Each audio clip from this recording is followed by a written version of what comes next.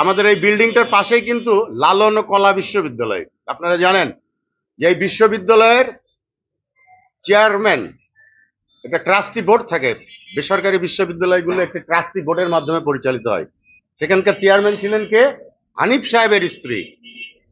আমরা 5ই আগস্টের পরে দেখলাম, এবং এই বিশ্ববিদ্যালয় অনুমোদন হয়েছিল কিন্তু আওয়ামী লীগ সরকারের সময়, কিন্তু ভর্তির কিন্তু অনুমোদন ছিল না। হঠাৎ রাতারাতি কিভাবে ভর্তির অনুমোদন পেল এই বিশ্ববিদ্যালয় এবং কারা এর পেছনে রয়েছে আমরা কিন্তু সব বের করে ফেলেছি। কিন্তু এই বর্তমান কুষ্টিয়া জেলা বিএনপি এই আওয়ামী লীগের আমলে প্রতিষ্ঠিত এই বিশ্ববিদ্যালয়কে পরিপূর্ণভাবে দখল করেছে এবং এখন এরা হচ্ছে এই বিশ্ববিদ্যালয়ের মালিক। এটা আপনাদের নোটিশে দিলাম। এইভাবে এই কুতুবউদ্দিন এবং জাকির সরকার কুষ্টিয়া শহরের সমস্ত ব্যবসা বাণিজ্য বিভিন্ন প্রতিষ্ঠানে আওয়ামী লীগ যে স্টাইলে রাজনীতি করেছে, হানিফাতা ঠিক একই স্টাইলে এবং তাদের সাথে যোগ সাজসে তাদের সেই ব্যবসা বাণিজ্যগুলো তারা এখন দখল করছে। আর কমিটির অন্যান্য যে বিষয়গুলো আছে, আরেকটি কথা বলি আমি, আপনারা জানেন যে আওয়ামী লীগের সঙ্গে এই কুতুবউদ্দিন এবং জাকির সরকারের দীর্ঘদিনের সখ্যতা, এবং তারা আওয়ামী লীগের নেতাকর্মীর নামে যাতে মামলা না হয় সেই ব্যাপারে কিন্তু সচেষ্ট রয়েছেন। আপনার জিয়ারকি ইউনিয়নের চেয়ারম্যান, শাহজাহান চেয়ারম্যান, জাকির সরকারের বাড়ি হচ্ছে জিয়ারকি ইউনিয়নে। দেখেন তো তার নামে কোনো মামলা আছে কিনা, শাহজাহান চেয়ারম্যানের নামে কোনো মামলা আছে কিনা? কোনো মামলা নেই কিন্তু। অর্থাৎ জাকির সরকার আওয়ামী লীগের চেয়ারম্যান শাহজাহান চেয়ারম্যানকে সেভ করছেন। যেমনি ভাবে 5ই আগস্টের পরে পুলিশের বিরুদ্ধে কোনো মামলা করা হয়নি, যে পুলিশ আমাদের 16 জন ভাইকে হত্যা করেছে, এই কুষ্টিয়ার রাজপথকে রক্তাক্ত করেছে, এই পুলিশকে কিন্তু সেভ করেছে এই সমস্ত নেতৃবৃন্দ। কাঞ্চনপুর ইউনিয়নের চেয়ারম্যান প্রত্যেকটা, এবং সদর থানায় আমাদের কাছে যে নোটিশ আছে, প্রত্যেক ইউনিয়নের সভাপতি সেক্রেটারি ছাড়া আওয়ামী লীগের মোটামুটি সবাই ধরেন বিএনপিতে বিলীন হয়ে গেছে।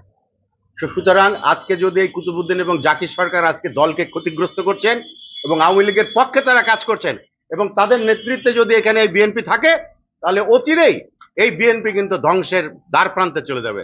তাই আজকে আমরা বিএনপির ভারপ্রাপ্ত চেয়ারম্যান জননেতা তারেক রহমানের কাছে আমরা বিনীতভাবে অনুরোধ জানাবো, আপনি আমাদের এই কুষ্টিয়া জেলা বিএনপির দিকে একটু দৃষ্টি দেবেন। বিএনপিকে বাঁচাতে হবে, এই মামা ভাগ্নের হাত থেকে এই বিএনপিকে উদ্ধার করে ত্যাগী পরীক্ষিত নেতাকর্মীদের সমন্বয়ে একটি সুন্দর বিএনপির কমিটি গঠন করবেন।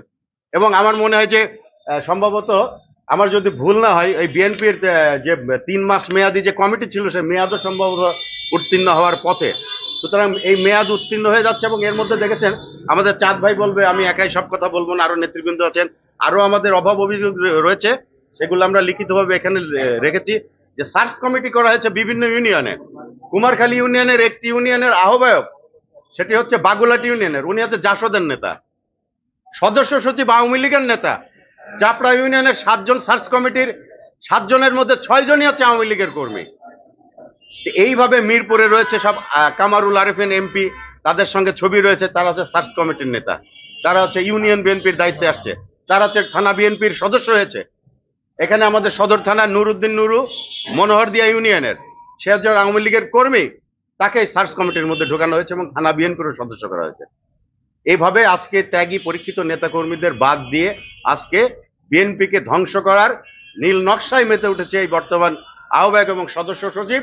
আমরা অনতিবিলম্বে তাদের এই কমিটি ভেঙে দিয়ে কুষ্টিয়াবাসীর স্বার্থে, কুষ্টিয়ার জনগণের সাথে যারা ছিল অতীতে, এখনো যারা রয়েছে, যারা জনগণের পালস বুঝে, যারা জনগণের সুখ দুঃখে থাকে, অতীতে ছিল, আগামী দিনেও থাকবে, এই সমস্ত নেতাকর্মীর সমন্বয়ে আমরা একটি সুন্দর বিএনপির কমিটি চাই, যে কমিটি